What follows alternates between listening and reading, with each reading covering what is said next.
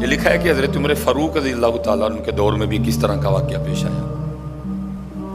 وہ ایک نوجوان تھا، حسین و جمیل تھا، اللہ نے حسن عطا کر رکھا تھا بڑا۔ اس نے جب بھی نماز پڑھنے کے لیے آنا نا تو راستے میں ایک عورت تھی، اس کی نظر پڑتی ہے، اور یہ کہا گیا ہے کہ جو نظر ہے یہ شیطان کے تیروں میں سے ایک تیر ہے حضرت، اسی لیے تو حضرت جی نظریں جھکا کے چلنے کا حکم دیا گیا ہے، کیونکہ جو نظر ہے یہ شیطان کے تیروں میں سے ایک تیر ہے حضرت جی۔ پڑھ تو یہ ایک دفعہ جاتی ہے لیکن کتنی دنوں تک حضرت اس نظر کا جو اثر ہے وہ دل سے نہیں جاتا حضرت۔ اپنی نظریں بڑی سنبھالو حضرت، اپنی نظریں بڑی سنبھالو حضرت۔ اس کی تو نظریں پاک تھیں لیکن راستے میں ایک عورت تھی، اس کی پاک نہیں تھی۔ اس نے آتے جاتے جاتے آتے آتے جاتے اس کو دیکھنا، شیطان نے اپنا کام کرنا شروع کر دیا۔ اس نے ایک دن کیا کیا، اس نے اپنی خادمہ سے نا اپنی خواہش کا اظہار کیا، میرا دل کرتا ہے کہ اس نوجوان سے نا تنہائی ملے، لیکن ملے تو ملے کس طرح؟ وہ جو خادمہ تھی ذرا پکی عمر کی تھی، اس نے کہا یہ تو کوئی مشکل کام نہیں ہے، آج ہی رات کو بات بنا دیتی۔ وہ جب عشاء پڑھ کے وہ نوجوان مسجد سے نکلا نا، وہ خادمہ راستے میں کھڑی ہو گئی، اس کو روک لیا، اس کو 2-3 احادیث سنائی، 2-3 آیات مبارکہ سنائی کسی کے کام آنے کے حوالے سے۔ ہمارے گھر میں مرد کوئی نہیں ہے، کچھ وزنی سا سامان اٹھانا ہے، اگر آپ اٹھا دیں تو بڑی نوازش ہوگی، اللہ راضی ہوگا، اللہ کے رسول راضی ہوں گے، کہ کوئی مسئلہ نہیں۔ اسی طرح ہوا حضرت، وہ گھر لے گئی، پچھلے کمرے میں لے گئی، وہ جیسے کمرے میں داخل ہوئے وہ عورت پہلے موجود تھی، اس نے جناب اندر سے چٹکنی لگا لی اور اس کے سامنے اپنی خواہش کا اظہار کیا۔ جیسے میں نے کہا نا بڑا مشکل موقع ہوتا ہے، لیکن وہ نوجوان ہماری طرح کا نوجوان نہیں تھا، وہ قرآن والا نوجوان تھا حضرت، اس کا تعلق قرآن سے مضبوط تھا۔ اس کو یہی آیت یاد آئی، وَلِمَنْ خَافَ مَقَامَ رَبِّهِ جَنَّتَانِ، جو اپنے رب کے حضور کھڑا ہونے سے ڈر گیا، موقع بھی تھا، طاقت بھی تھی، عمر بھی تھی، خواہش بھی تھی، پھر بھی ڈر گیا، نہیں نہیں نہیں میرا اللہ دیکھ رہا ہے، میں کل اپنے اللہ کے حضور کون سا منہ لے کے جاؤں گا، کس طرح اللہ اور اللہ کے رسول کی بارگاہ میں کل جاؤں گا، سارا کچھ کر سکتا تھا، کوئی تیسرا نہیں تھا، لیکن کیا نہیں، میرا اللہ دیکھ رہا ہے۔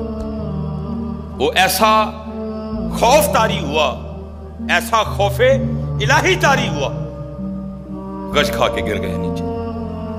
عورت ڈر گئی، آگے بڑھ کے کسی نے نبض نہیں دیکھی کہ زندہ ہے کہ شہید ہو گئے، انہوں نے سمجھا کہ شاید مر گئے۔ اس نے دروازہ کھٹکھٹایا، باہر سے اس نے خادمہ نے دروازہ کھولا، اس نے کہا یہ تو مر گیا۔ اس نے کہا یہ بھی کوئی مشکل بات نہیں، بھائی نام تو اس پہ لگے گا نا جس کے گھر سے لاش برآمد ہوگی، تم ٹانگیں پکڑو میں ہاتھ پکڑتی ہوں۔ انہوں نے تھوڑا سا محنت مشقت کر کے نا اٹھا کے جو باہر کوڑا پھینکنے کی جگہ تھی نا اس نوجوان کو پھینک دیا۔ اب رات پڑ گئی، بیٹا گھر نہیں آ رہا، باپ پریشان تھا۔ جب کافی وقت گزرا نا تو والد صاحب بیٹے کی تلاش میں نکلے، تو راستے میں کیا دیکھتے ہیں کہ وہ جو کوڑا کرکٹ پھینکنے کی جگہ ہے وہاں بیٹا پڑا ہوا ہے۔ بیٹے کو اٹھایا، گھر لے آئے، منہ پہ پانی کے چھینٹے مارے، بیٹے کو ہوش آئی۔ باپ نے پوچھا پتر کیا ہوا؟ وہ بیٹے نے پھر سنانا شروع کیا۔ جب پھر وہاں پہنچا نا کہ اس عورت نے مجھے دعوت زنا دی، تو پہلے تو خوف الہی کی وجہ سے بے ہوش ہوا تھا، اس بار اتنا خوف الہی نے غلبہ کیا کہ واقعی روح پرواز کر گئی ہے۔ والد نے راتوں رات جنازہ کروا دیا۔ صبح والد صاحب فجر کی نماز کی جماعت میں شریک نہیں ہو سکے۔ جب نماز سے فارغ ہوئے نا تو امیر المومنین حضرت سیدنا عمر بن خطاب رضی اللہ تعالیٰ نے پوچھا بھائی وہ آج ہمارا فلاں مقتدی کیوں نہیں آیا؟ لوگوں نے ساری بات سنائی، حضرت جوان بیٹا تھا، انتقال کر گیا، رات ہی کو جنازہ ہو گیا، شاید اس وجہ سے حضرت نہیں جماعت میں تشریف لا سکے۔ آپ نے فرمایا چلو اپنے بھائی کے غم میں شریک ہوتے ہیں۔ حضرت سیدنا عمر فاروق رضی اللہ تعالیٰ عنہ آئے، باتیں ہوتی رہیں، آپ نے بیٹے کے انتقال کی وجہ پوچھی، بیٹے نے ساری بات سنائی۔ آپ نے فرمایا اچھا تیرے بیٹے کا انتقال خوف الہی کی وجہ سے ہوا ہے؟ تو اللہ تو فرماتے ہیں وَلِمَنْ خَافَ مَقَامَ رَبِّهِ جَنَّتَانِ، اور جو ہمارے رب حضور کھڑا ہونے سے ڈر گیا اس کے لیے 2 جنتیں ہیں۔ تو چل پھر مجھے ذرا اپنے بیٹے کی قبر پہ لے کے چلنا۔ لکھا ہے حضرت عمر فاروق آپ اس کے بیٹے کی قبر پہ تشریف لیں، اس کی قبر پہ کھڑے ہو کے اس نوجوان کو باہر سے مخاطب کر کے فرماتے ہیں، اللہ فرماتے ہیں وَلِمَنْ خَافَ مَقَامَ رَبِّهِ جَنَّتَانِ، اور جو اپنے رب کے حضور کھڑا ہونے سے ڈر گیا اس کے لیے 2 جنتیں ہیں۔ اے نوجوان اب آگے تو بتا اللہ نے تجھے 2 جنتیں دیں کہ نہیں دیں؟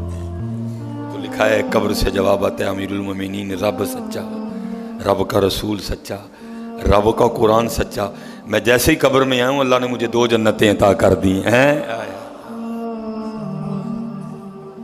بچو اس سے بچو حضرت، اس دور کا سب سے بڑا فتنہ حضرت، اس سے بچو حضرت، اور خود نہیں بچا جاتا حضرت، اپنے اللہ کے حضور بار بار گڑ گڑاؤ یا اللہ سانو بچا لے۔ اور پھنسایا حضرت ہمیں انہوں نے اس طرح ہے، ہمارے معاشرے کو انہوں نے اس طرح کا بنا دیا ہے کہ یہاں زنا بالکل بری چیز نہیں سمجھی جا رہی، لوگ فخر سے بتاتے ہیں، اور یہ قرب قیامت کی نشانی ہے۔ لوگ گناہ کر کے فخریہ بتایا کریں گے۔ آج کا نوجوان فخریہ بتاتا ہے، میری اتنی گرل فرینڈز ہیں، آج کا نوجوان فخر سے بتاتا ہے یہ قرب قیامت ہے، یہ نشانی ہے قیامت کی۔ لوگ گناہ کر کے ڈریں گے نہیں بلکہ فخریہ بتایا کریں گے، ہاں جی میں یہ گناہ کر رہا ہوں اور اتنی جگہ کر رہا ہوں میں یہ گناہ، لیکن کیا ہوگا؟ نیکی مشکل ہو جائے۔ آج حضرت جی آپ دوسرا نکاح کر لیں، اللہ سنت ہے، قرآن میں اللہ خود کہہ رہے ہیں فَإِن تَابَ لَكُم مِّنَ النِّسَاءِ مَثْنَىٰ وَثُلَاثَ وَرُبَاعَ۔ پہلے کی تو اللہ نے بات ہی نہیں کی، بات ہی دوسرے سے شروع ہو رہی ہے۔ مِّنَ النِّسَاءِ مَثْنَىٰ وَثُلَاثَ وَرُبَاعَ، پہلے کی بات ہی نہیں ہوئی، بات ہی دوسرے سے شروع ہو رہی ہے۔ جتنی مرضی گرل فرینڈ رکھ لیں آپ کو کوئی برا نہیں سمجھے گا، بلکہ لوگ آپ کے جانے کے بعد بڑا خوش ہو گئے کہ یار بڑا رنگین مزاج آدمی ہے۔ لیکن حضرت آپ دوسرا نکاح کر لیں اسی وقت آپ لوگوں کے کاغذوں میں 2 نمبر ہو جائیں گے۔ پیکے بھی ناراض، سونے بھی ناراض، پرا بھی ناراض، سالہ بھی ناراض، ہیں جی، چھوٹا بھی ناراض، وڈا بھی ناراض ہے۔ یہ کیا ہے؟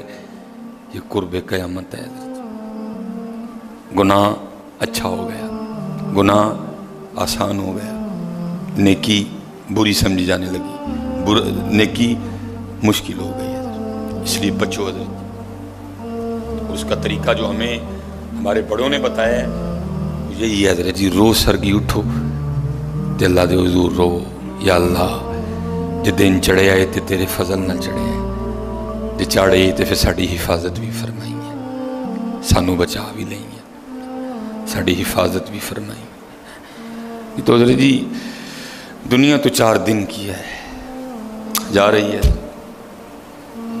کالے وال مسافر ہوئے، چٹیاں ڈیرے لائے، کالے وال مسافر ہوئے، چٹیاں ڈیرے لائے، ویکھ محمد بخشا موت سے نہیں آئے۔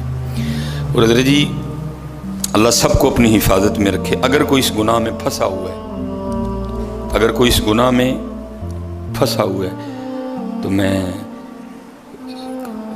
کہوں گا کہ توبہ کر لیں سارے حضرت، کیونکہ حضرت یہ وہ گناہ ہیں کر تو ہم رہے ہیں لیکن اس کی سزا ہماری نسلوں کو بھگتنی پڑنی ہے، کیونکہ امام شافعی رحمۃ اللہ تعالی علیہ فرماتے ہیں زنا وہ قرض ہے جو لے تو رہا ہے لیکن چکائے گی تیری اولاد۔